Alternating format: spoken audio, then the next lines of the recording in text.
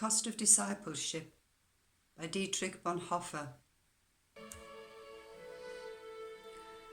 Christianity without the living Christ is inevitably Christianity without discipleship, and Christianity without discipleship is always Christianity without Christ. In such a religion there is trust in God, but no following of Christ. Just as Christ is Christ, only in virtue of his suffering and rejection, so the disciple is a disciple only insofar as he shares his Lord's suffering, rejection and crucifixion. Discipleship means adherence to the person of Jesus, and therefore submission to the law of Christ, which is the law of the cross. To endure the cross is not a tragedy.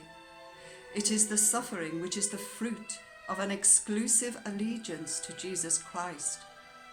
It is not the sort of suffering which is inseparable from this mortal life, but the suffering which is an essential part of the specifically Christian life. Fellowship with Jesus and obedience to his commandments come first, and all else follows. Worldly cares are not a part of our discipleship, but distinct and subordinate concerns.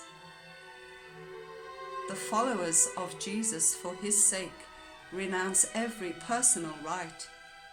If after giving up everything else for his sake, they still wanted to cling to their own rights, they would then have ceased to follow him.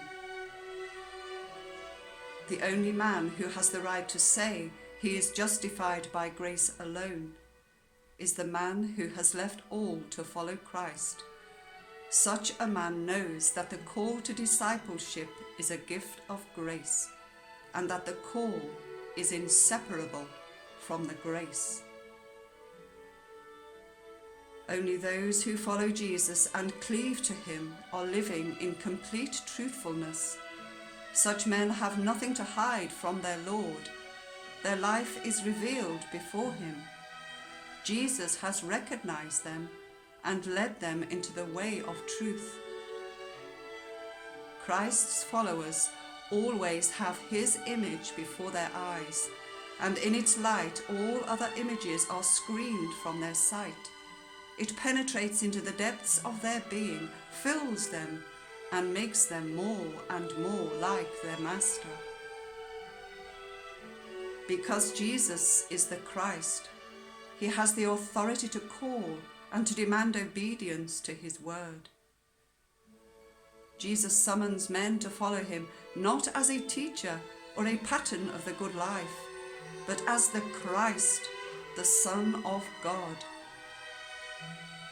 We are disciples of Christ, or we are not Christians at all. When Christ calls a man, he bids him, "Come and die." Amen.